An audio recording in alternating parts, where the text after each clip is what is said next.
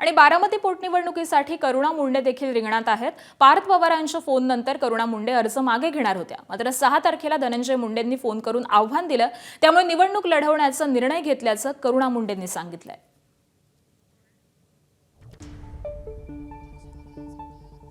Phone करू शकता धनिया मुंडे, पण स्वतःची बायकोला कॉल करू शकत नाही।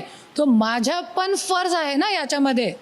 इतके मोठे पार्थदादा मला कॉल करू शकता है ना, त्यांचे मोठे मोठे नेत्यांनी मला समजावणी दिली आणि त्यांचं मी कौतुक करते, पण धनिया मुंडे जे माझा नवरा आहे ते मला कॉल करू शकत नाही, इतका त्यांना छोटापणे वाटतोय। एबीपी माझा, उघडा डोळे बघा नीट।